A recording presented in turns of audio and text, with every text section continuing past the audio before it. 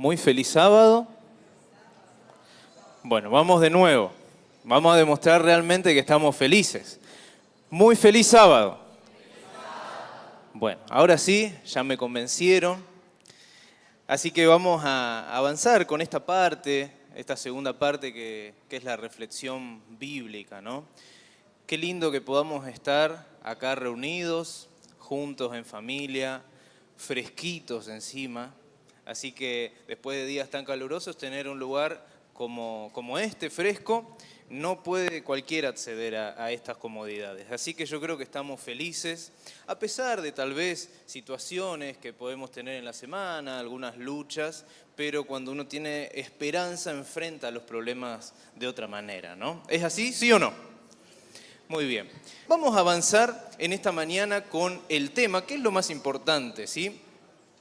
Y el tema de esta mañana lo titulé de la siguiente manera, ahí tenemos la presentación, un hombre como nosotros. Y hoy vamos a hablar de una historia que es muy conocida, una historia que nos cuentan desde que somos chiquitos y a veces tal vez por escucharla tantas veces o por no sentarnos a leerla directamente, sino solo conocerla de oído, no nos hemos detenido realmente a profundizar en este personaje.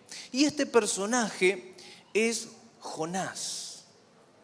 Jonás provenía de Gad-Efer, ¿sí? Él vivió o nació allí en el reino del norte y su llamado, al igual que Elías y Eliseo, fue a predicar en tierras extranjeras. La mayoría de los profetas predicaron hacia el pueblo, ellos tres predicaron hacia afuera. Y el lugar donde le tocó predicar, llevar el evangelio, profetizar a Jonás fue ¿dónde? En Nínive. Nínive era Siria. Asiria en ese momento era una potencia mundial. Una ciudad que lo que nos dice la Biblia y también la arqueología, porque fue descubierta allí por Henry Lanchard en 1846 y 1847, nos dice que por lo menos tendría 120.000 habitantes. Y ustedes dicen, bueno, eso es muy poquito. Para la época era una potencia, ¿sí? Una de las potencias enemigas más grandes que tenía Israel en ese momento. Y Dios llama a que profetice a tierras enemigas. Linda tarea, ¿no? ¿Qué hace Jonás cuando es llamado? ¿Va contento a Nínive? ¿Sí o no? No va contento a Nínive, sino que no solo que no va contento, sino que se escapa y se va ¿hacia dónde? Hacia Tarsis. Después el Señor lo llama, ¿se acuerdan? En el agua se lo traga un gran pez, lo devuelve y le dice, tenés que hacer lo que te mandé. Ahora, es interesante la historia de este personaje por muchos aspectos y algunos los vamos a ver en esta mañana, pero increíblemente, este libro nos llama a hacer lo contrario al siervo de Dios. La historia de Jonás nos dice, no hagan lo que él hizo. Y si bien la Biblia no deja de lado o no tapa bajo la alfombra los defectos de los líderes a los cuales Dios llamó, en este caso, este siervo tenía muchos defectos. Creo que tenía más defectos que virtudes. Y esto convierte a este personaje en alguien profundamente pedagógico para nosotros. Porque las fallas que tiene él, muy probablemente algunas o todas o más que él, las tengamos también nosotros. Entonces, en esta mañana vamos a ver tres enseñanzas, ¿sí? Tres aprendizajes o lo que Dios espera, tres puntos que Dios espera de nosotros como cristianos como fruto de la historia de Jonás. Y lo primero, vamos a ver lo que Dios no espera. Y lo que Dios no espera es perfección en sus siervos. O perfección en quien los sirve. ¿Y a qué me refiero con esto? Antes de que ya vuele una piedra hacia aquí adelante, ¿no? Me refiero a que Dios no espera impecabilidad en quienes los sirven. Impecabilidad es quien no peca. La historia de Jonás nos enseña que en el proceso de servicio podemos también ser transformados espiritualmente.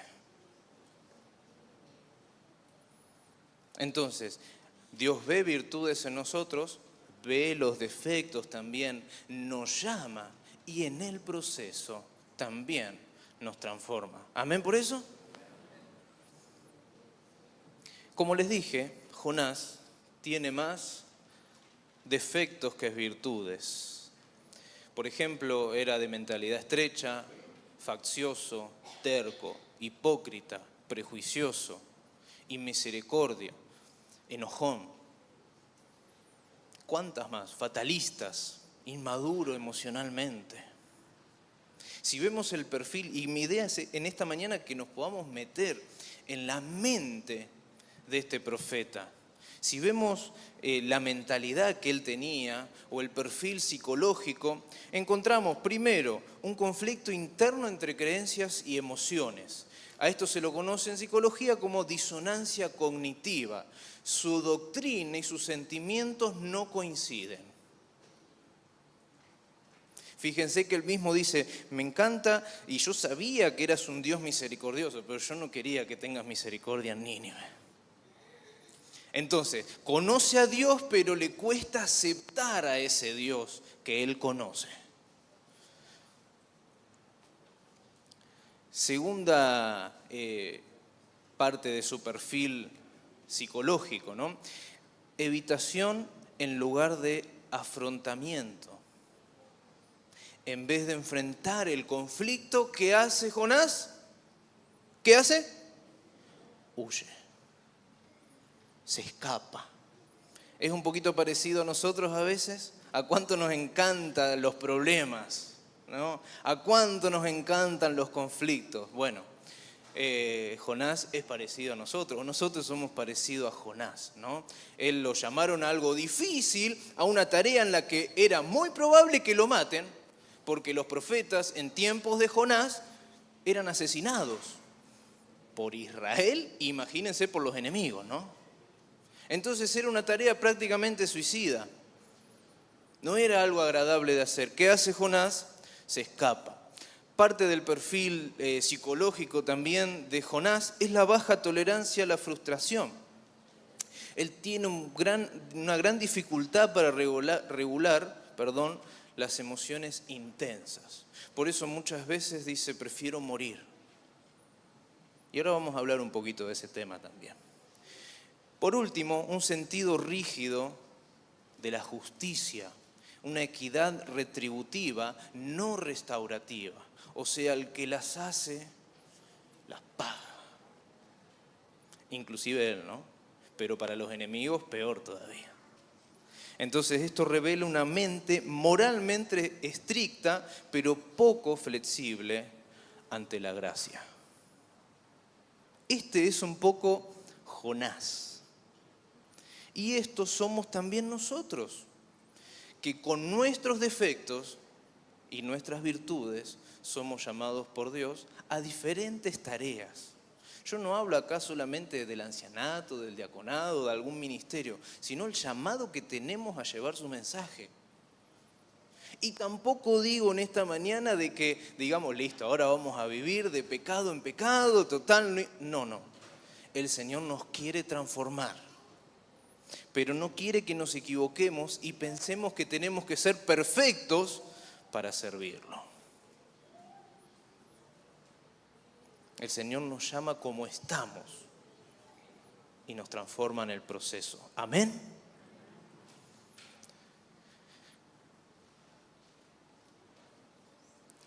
El segundo punto que Dios espera, ya vimos lo que Dios no espera, seres perfectos, ¿no? Segundo punto, lo que Dios sí espera, y es que no silenciemos la voz del Espíritu Santo. El gran error de Jonás es ir apagando la voz que lo llamaba, la voz de Dios. Por eso vamos a abrir nuestras Biblias. Jonás capítulo 1, versículo 3. Jonás capítulo 1, versículo 3. Allí es un libro corto, les motivo tal vez esta tarde, antes de salir a dar estudios bíblicos o antes de venir al culto, que puedan releer la historia de Jonás, que es muy linda, está muy bien descrita. Jonás capítulo 1, versículo 3, y dice: pero Jonás se levantó para huir de la presencia de Jehová a Tarsis, y descendió a Jope, donde encontró una nave que partía para Tarsis. Pagó su pasaje y se embarcó para irse con ellos a Tarsis. ¿Lejos de quién? De la presencia de Jehová. Muy probablemente en el pensamiento, en la mente de Jonás, él creería que Dios no estaba fuera de los muros de Israel. O sea, que Dios era exclusivo para el pueblo. Para los enemigos no está Dios.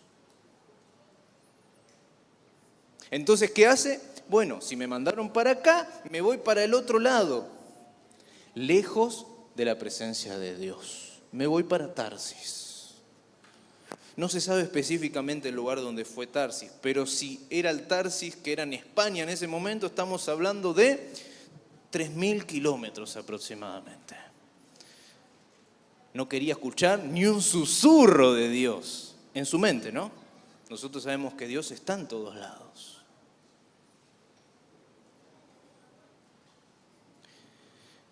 Jonás va bajando el volumen a la voz de Dios.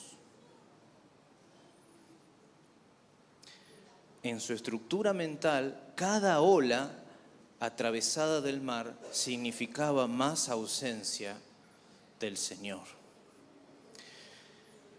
Y fíjense que en el barco empieza una tormenta y parecía que el barco se iba a hundir, y esta gente eran marineros de experiencia y se dieron cuenta que la cosa estaba complicada realmente. Y Jonás, siendo profeta, ni siquiera fue un referente espiritual en el barco. Porque mientras los otros estaban preocupados, pidiéndole a su Dios, ¿qué hacía Jonás? Dormía la siesta. Ni siquiera fue un referente espiritual fuera de su zona de confort, fuera de su pueblo. Pregunta, entre paréntesis, y después continuamos. ¿Somos referentes espirituales fuera de las puertas de la iglesia o es pura fachada solamente?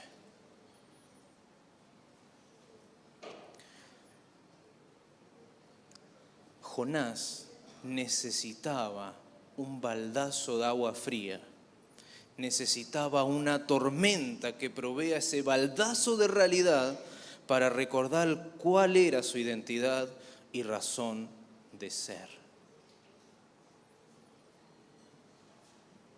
Y así puede sucedernos a nosotros también. Cuando te alejas de Dios, te apagas, retrocedes, te amoldas, ya no sientes la necesidad de ser transformado. Te acostumbras a vivir sin Dios. A veces, queridos hermanos, son necesarias las tormentas para el crecimiento espiritual. ¿Son agradables? No. Si nos podemos escapar, ¿nos escapamos? Sí. Pero a veces llegan. A veces aparecen y no estaban en nuestros planes. Y tenemos que enfrentarlo. Y ese lugar incómodo, esa gente incómoda, a veces son instrumentos de Dios para nuestro crecimiento espiritual. ¿Amén por eso? No nos gusta mucho decir amén por eso, ¿no? Pero es la realidad. A veces lo desagradable es parte de nuestro crecimiento. A veces esa persona que es difícil dentro de la iglesia, afuera, en mi trabajo, en mi familia, me ayuda a mí a depender un poco más de Dios, ¿no?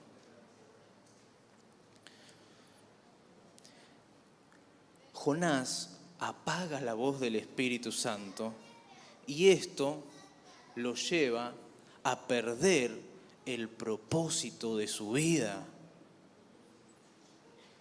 Y el propósito de su vida era predicar, era ser profeta. ¿Vos sabés cuál es el propósito en tu vida? ¿Ya lo descubriste? Bueno, Jonás pierde el propósito tanto, y esto yo lo hablé con un psicólogo cuando estaba preparando este tema, porque estoy escribiendo un libro de meditaciones, de reflexiones, y le pregunté, le digo a un psicólogo, ¿tendrá Jonás una tendencia suicida? Y él me decía, bueno, no sé si tan así, ¿no? Pero yo lo pienso de esta manera.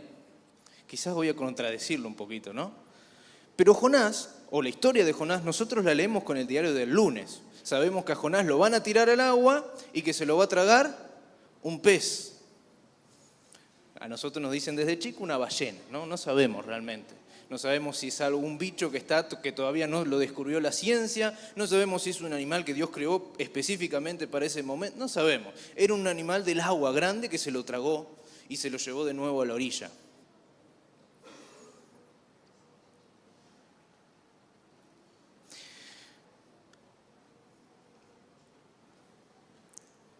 Jonás sabía que iba a morir. No sabía que iba a venir un pez. Y esto lo dice la propia historia, capítulo 1, allí el versículo 14. Capítulo 1, versículo 14. Y dice, entonces clamaron a Jehová y dijeron, te rogamos ahora, Jehová, que no perezcamos. Esto los marineros decían, ¿no? Nosotros por la vida de este hombre, ni nos hagas responsable de la sangre de un inocente, porque tú, Jehová, has obrado como has querido. Los marineros estaban considerando que si lo tiraban al agua, si se está por hundir el barco y tirás a alguien al agua, se va a morir. No es la primera vez que Jonás desea la muerte. Después de predicar en Nínive, que los ninivitas aceptan el mensaje de Dios y el pueblo es restaurado, Jonás, ¿qué hace? Se pone feliz. Dijo, Señor, gracias por utilizarme. No. Se enojó, y se enojó tanto que le dijo, hasta deseo la muerte. Cuando perdemos el propósito, podemos seguir caminando, podemos vivir todavía en la inercia, pero podemos estar también muertos por dentro.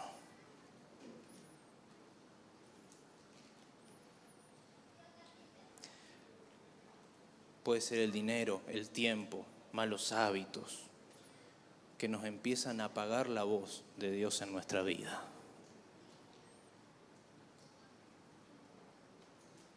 Yo no lo sé. No conozco tu vida. No sé cuáles son tal vez esos pecados acariciados, ¿no?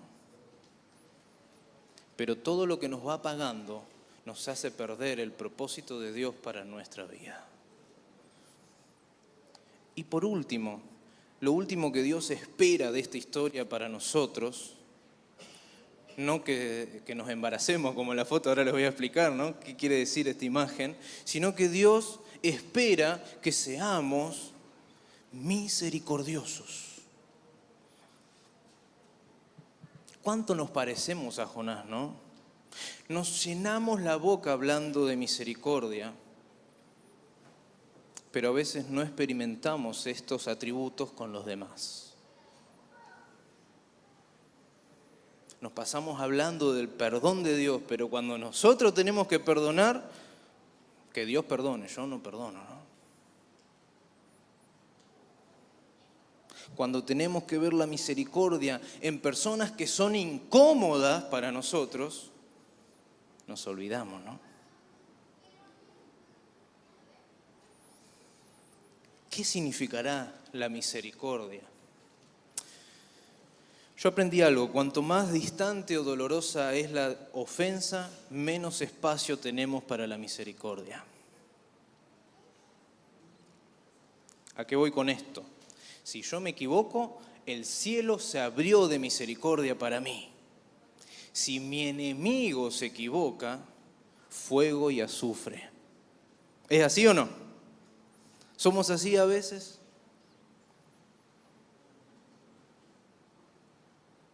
Por lo menos yo a veces me pasa eso, ¿no? Y cuanto más se acerca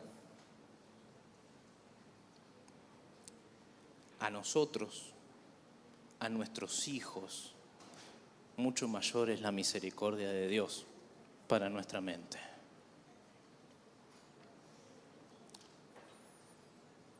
Era necesario que el profeta sea transformado. Y el Señor utilizó 3 elementos de transformación, como Él es el gran pedagogo, ¿no?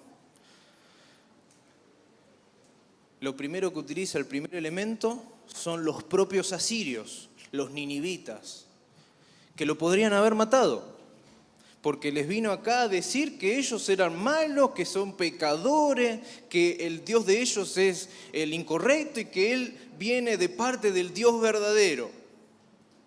Todo mal, ¿eh? Es un mensaje que no está bueno. Parece ser que una de las virtudes que tuvo Jonás es que fue un gran orador. Tal vez una de las razones por la cual Dios lo llamó, ¿no? Tal vez otra de las virtudes es que era sincero, era honesto en su sentir. Bueno, el Señor lo llamó, Dios no se equivoca, ¿eh? Aunque parece que tiene más defectos que virtudes, Dios no se equivoca.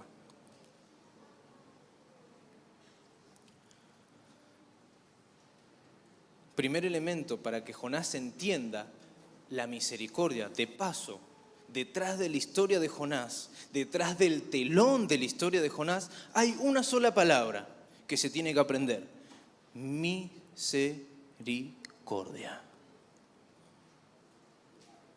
Entonces, los asirios son los primeros en enseñarle: nosotros no te matamos, te aceptamos, te vimos diferente, estás vestido de otra manera, tenés otra religión y así todo, aceptamos tu mensaje, lo escuchamos.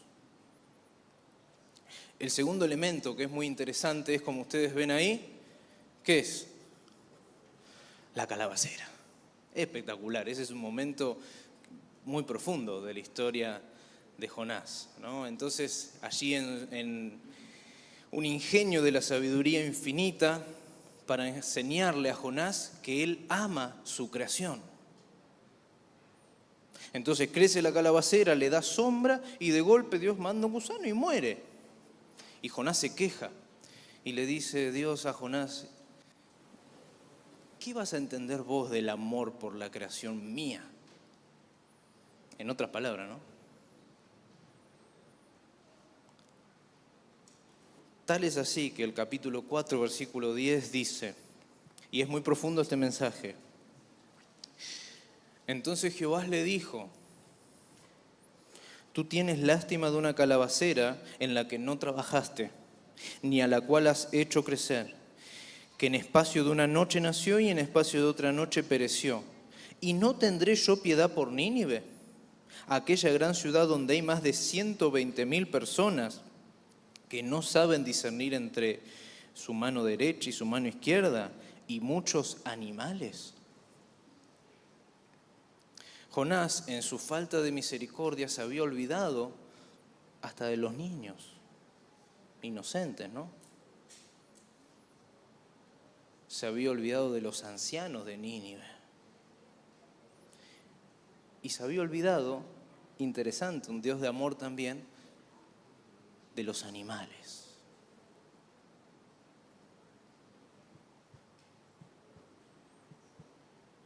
Jonás sabía teológicamente que Dios era misericordioso, pero no le gustaba ese aspecto de Dios para sus enemigos. Y el tercer instrumento, y ya para finalizar, es la palabra en sí: misericordia. Quiero decirles, queridos hermanos, que la palabra misericordia es una expresión difícil de traducir. El vocablo hebreo, que es el que encuentran allí en la pantalla abajo, es rahamim y significa vísceras. Rajamín viene del vocablo regem, y regem significa seno materno. ¿Se acuerdan que yo hace un ratito les mostré la imagen de la panza, no? El término que se traduce al español como misericordia tiene más que ver con algo interno, con las entrañas, con el útero. Y si hasta ahora no me tiraron el piedrazo, preparen ya sus piedras, ¿no? Pero esta es una mirada de parte de Dios un tanto más femenina, ¿no? Tenemos miles de imágenes de Dios como una figura paterna y aquí hay una figura más materna. O sea, y es una palabra que aparece a lo largo de la Biblia, ¿no? De punta a punta, al igual que el pacto, por ejemplo, se repite muchas veces. Dios quiere que estemos en su útero, figuradamente, ¿no? ¿Qué le da el útero a un bebé? A ver las mamás. ¿Qué les da el útero a un bebé? Protección, calorcito, comodidad, comida.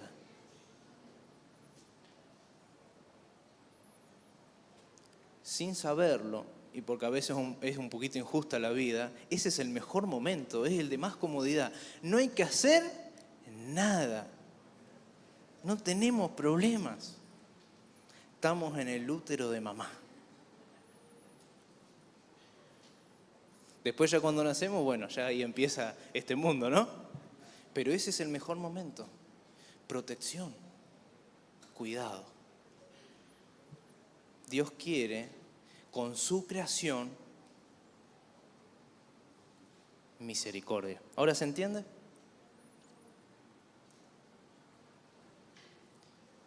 Díganle a una madre embarazada, bueno, ahora tenés que decidir, ¿tu vida o la del bebé? ¿Qué va a elegir la madre? La del bebé, ¿no? El Señor desea esa comodidad. Desea ese lugar en el cual Él pueda llevarnos. Desea que tengamos una mirada celestial, diferente, ¿no? Una mirada celestial de este mundo. El seno del materno significa protección, relación, intimidad, contacto, comodidad, afecto. Dios desea llevarnos en sus entrañas, que vivamos la experiencia de la misericordia. ¿Se acuerdan Isaías 49:15? ¿Puede una mujer olvidar a su niño de pecho sin compadecerse del hijo de sus entrañas? Aunque ellas se olvidaran, yo no te olvidaré. La historia de Jonás nos recuerda que el mayor milagro no fue que un gran pez se lo tragara y lo devolviera a tierra, ni que toda una ciudad se arrepintiera con solo un mensaje de juicio. El verdadero milagro fue la paciencia y la misericordia de Dios hacia un profeta testarudo, egoísta y lleno de prejuicios. Un hombre como nosotros. Y hoy Dios también quiere transformarnos para que dejemos de hablar de misericordia solo con los labios y aprendamos a vivirla con las personas que nos rodean.